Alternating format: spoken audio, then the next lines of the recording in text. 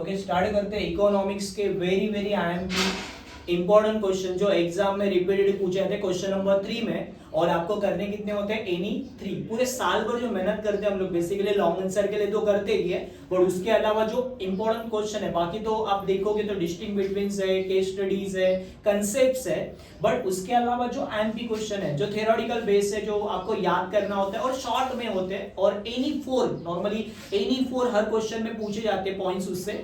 So question number 3 में से answer the following any 3 कितने मार्क्स के लिए 12 मार्क्स के लिए और वेरी आईएमपी। एक क्वेश्चन को आपको मिलेगा 4 मार्क्स। उसमें सबसे इंपॉर्टेंट जो क्वेश्चन अभी तक बहुत सालों से पूछा गया है वो है features of micro economy. Micro economy के फीचर्स, अब इसमें स्कोप भी पूछा जाता है और इंपॉर्टेंस भी पूछा जाता है, बट आप ऑप्शनल में वो कर सकते हो। उसके साथ फीचर्स बहुत इंपॉर्टेंट है, फीचर्स ऑफ माइक्रो इकोनॉमी। और ये माइक्रो इकोनॉमी के फीचर्स आपको डिस्टिंग बिटवीन भी पूछ गया तो डेफिनेटली वो वहां पे आप लिख सकते हो और वहां पे चिपका सकते हो, तो ये भी एक इंपॉर्टेंट क्वेश्चन है। उसके बाद सबसे इंपॉर्टेंट ये दो क्वेश्चन, कौन से question number 2 and question number 3, elaborate any 4 features of utility, बहुत वेरी आईएमपी क्वेश्चन है। और उसके बाद any 4 types of utility, utility के टाइप्स, ये दो वेरी आईएमपी चैप्टर नंबर 2 में से सबसे आईएमपी क्वेश्चन जो बहुत बार एग्जाम में रिपीटेटिव। टाइप्स ऑफ यूटिलिटी तो बहुत बार ही पूछा है, उसके अलावा फीचर्स ऑफ यूटिलिटी भी रिपीटेटिव सालों साल पूछा हुआ है। ये नया वाला सिलेबस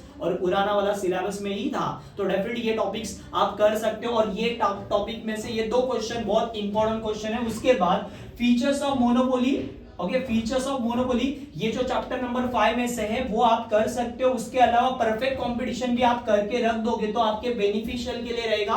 परफेक्ट कंपटीशन के फीचर्स और मोनोपोली के फीचर, ये दो क्वेश्चन बहुत इंपॉर्टेंट है चैप्टर नंबर 5। उसके बाद आता है explain any 4 feature of national income. So ये भी बहुत इंपॉर्टेंट टॉपिक है, नेशनल इनकम, उसके फीचर्स और उसकी प्रैक्टिकल डिफिकल्टीज क्या है। मेजरमेंट ऑफ नेशनल इनकम, जब नेशनल इनकम मेजर करते हैं तो उसमें प्रैक्टिकल डिफिकल्टीज क्या आती है। ये क्वेश्चन ना लॉन्ग आंसर में भी कभी-कभी पूछा गया है, ऐसा नहीं कि ये सिर्फ शॉर्ट आंसर में पूछा गया है, तो लॉन्ग आंसर में भी पूछा जाता है। तो डेफिनेटली ये आप करके रखो तो बेनिफिट हो सकता है आपको। ये क्वेश्चन नंबर 5। उसके बाद question number 6, explain any 4 point related to the role of foreign trade. बहुत आईएमपी क्वेश्चन, फॉरेन ट्रेड का रोल क्या है हमारे बेसिकली इकोनॉमी में, तो वो भी एक इंपॉर्टेंट क्वेश्चन है जो रिपीटेटिव पूछा जाता है। Explain the meaning of budget, ये भी एक इंपॉर्टेंट टॉपिक है। बजट के टाइप्स आपको पता होना ही चाहिए कि कौन से टाइप्स है, मीनिंग बताओ बजट का और उसके टाइप्स बताओ। तो ये भी एक इंपॉर्टेंट क्वेश्चन है जो आप ऑप्शन में रख नहीं सकते, चैप्टर नंबर 8 में जो रिपीटेटिव पूछा जाता है सालों साल।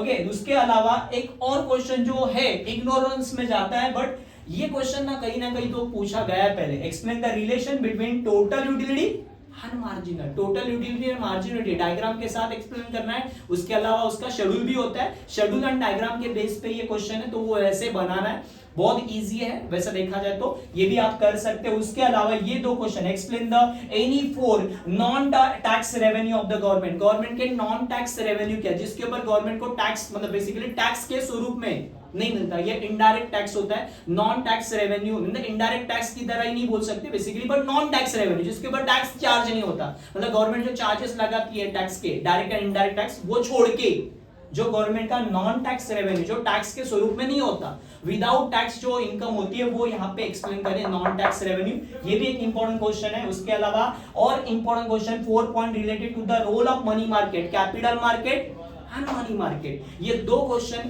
पूछे जाते हैं। उसमें भी आप प्रॉब्लम भी कर सकते हैं, क्या प्रॉब्लम है मनी मार्केट के, प्रॉब्लम्स क्या है, क्या प्रॉब्लम फेस किए जाते हैं मनी मार्केट में, ये भी क्वेश्चन आप कर सकते हो।